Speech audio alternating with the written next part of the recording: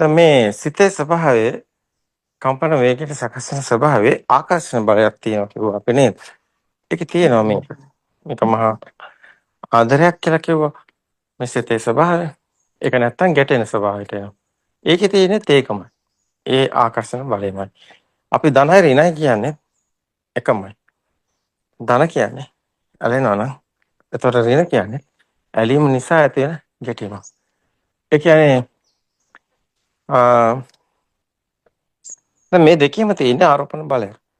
දැන් මේ සිත හැමතිස්සම උපාදාන බව කියන තැන සිතට සතුට තියෙන මොන හරි අபிසංකරණ ලැබුණාම නේ ඇලෙන ඒවා එකතු වෙන්න ඕනේ.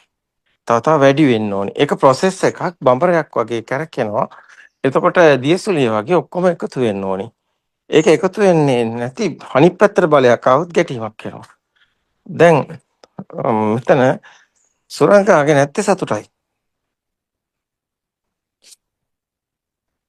තේරෙනවද?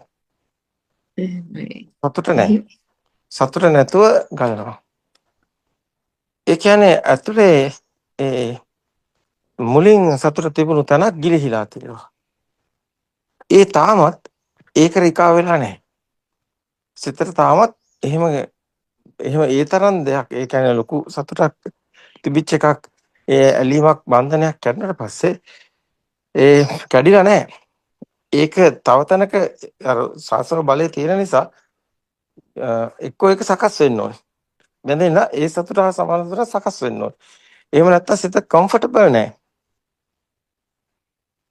ඒක ආයතන කළමනාකරණයේ තියෙන තැන තියෙනවා. මේක දැක්කට පස්සේ ඒක සකස් කරගන්න පුළුවන්. කළමනාකරණය කරගන්න පුළුවන්. එහෙම නැත්නම් අතර තමන්ට මේක තමන්ගේම ස්වභාවය තමන්ට දකින්න හැකියාවක් තියෙනවා. මේ සත්‍ය දකින්නකොට. එතකොට බලන්න සිතේ ස්වභාවය තමන්ගේම සිතේ ස්වභාවය. සිත බාහිරින් ආටෝපෙට මයින්ඩ් එකෙන් සිතවිලි වලින් හොයන එකක් නෙමෙයි. එකෙන් හොයන එකක් නෙමෙයි. සිතට අභ්‍යන්තරයෙන් අර ආරෝපණය කියන්නේ සාස්ත්‍ර කියන්නේ දැනෙන එක. බලය. ඒක කොතනක හෝ ඒ ආකර්ෂණ බලය නේද? හැමතිස්සම සිත කියන්නේ ද්වේතාව. නේ. ද්වේතාවක් නම් ඒක අනිවාර්යයෙන්ම සිතට තනියෙන් ඉන්න බැරිත් ඒකයි සිත මොකක් හරි එකක් අල්ලගෙන ඒ ඔස්සේ තමයි ඩිපෙන්ඩ් වෙන්නේ. යැපෙන්නේ. මනෝ සංචේතනික ආහාර. සිතුවිලි. දැන් සුරංකාගේ මොකද්ද සතුට තියෙන්නේ කොහෙද? දැන් මොකද්ද මනෝ සංචේතනික ආහාරය? ඒ ආහාරය අපේ කයට ආහාර දෙනකොට කය මේන්ටේන් වෙනවා. සිතට ආහාරය කො මේකට ආකාර දෙකක් තියෙනවා. එකක් සිතට ආහාරය මේ තමන්ගේම මනෝ සංචේතනික ආහාරය. මේක දකින්න එක. දැකලා ආහාරය සිතට නේද දෙන එක. තව පැත්තක් තියෙනවා. ඒක තමයි ඇත්තටම මේ සිතේ දැන් තියෙන්නේ මේ ඇත්ත වෙලා තමයි මේක එන්නේ. ලෝකේ ඇත්ත වෙලා තියෙන නිසා. ඉත්ත කම්පනෙත් එක තමයි මේක එන්නේ. එහෙනම් මේක ඉත්ත කම්පනේ බිඳ වැටුනොත් අර යටින් තියෙන සාසව බලය බිඳ වැටෙනවා. ඉත්ත කම්පනේ අරූපේ සාසව බලය, චිත්තාරෝපණ බලය, තණ්හාව, නන්දිය ඔක්කොම එකම කතාව. වචන කොටවල විතරයි. තියෙන්නේ අර කින්න අභිනන්දති අභිවදති. අභිනන්දනේ තියෙනවා නම් සතුටුයි සිත. නේද? නෑනේ නන්දිය නෑ. එතකොට දැන් සිත සතුටු නෑ. දැන් සිතට සතුටු වෙන්න හේතු නෑ. දැන් සිත තියෙන්නේ ওই ස්වරූපේ. සුරංකාගේ දැන් තියෙන ස්වරූපේ. ඒක හරියන්නේ නෑ.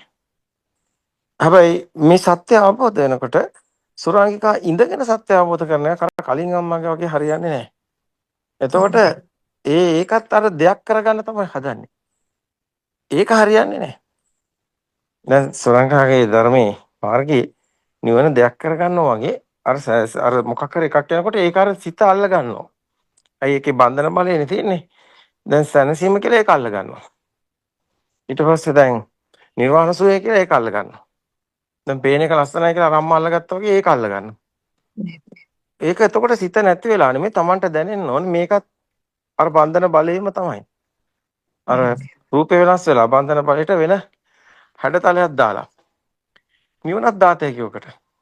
එතකොට ආත්මෙන් තියෙනකන් ආත්ම දෘෂ්ටිය තියෙනකන් අර ඉත්ත මේ ලෝකයේ ඇත්ත වෙලා තියෙනකන් ඇත්තටම Tamanට තාම මේ ලෝකෙ මිදිලා නැති නිසා. ඒ ආරෝපණ බලය තමයි එන්නේ. ඉතින් ඒක ගැට ගහනවා. කොතනක හරි. දැන් ගැට ගැහිම වෙන්නේ. දැන් නිවන කියන එකේ සුරංකා ගැට ගැහිලා තියෙනවා. ගැට ගැහිලා ඒ ඇත්තටම ගැට ගැහෙන්න ඒක තමයි ගැට ගැහෙන්නේ වෙන ගැට ගැහෙන්න තනක් නැතුව. දැන් උක ගැට ගැහෙනවා කියන්නේ සිතින් මිදිලා නැහැ. ඒතර සිත ඒ විදියම තමයි. ගින්නම තමයි. දැන් ඒකෝ සිතට ඒ කියන්නේ මම නිවන් දැක්කා කියලා හරි එකක් සිතට දීලා සතුටු වෙන්නත් පුළුවන්. බොරුවට හරි අර හොර රහතෙක් වගේ වෙන්නත් පුළුවන්. එතකොට එන්නේ අර මේ ධම්ම අපි කියන්නේ මේ මාන උද්දච්ච වලට එන්නේ. එහෙමයි. මම රහත් වෙලා මම ඵලයටපත් වෙලා. එහෙම සිත හිතාගෙන සිත සතුටු වෙන අයත් ඉන්නවා. ආත්මේ පිනවනවා. අභිනන්දනේ තියෙනවා. එහෙම සිතට ඒකේ ගැට ගැහිලා සිත සතුටු වෙන එහෙම කම්ෆර්ටබල් වෙන්නත් පුළුවන්. ඒ මම ඉඳගෙන. හැබැයි එහෙම නැත්තම් තවත් ක්‍රමයක් තියෙනවා.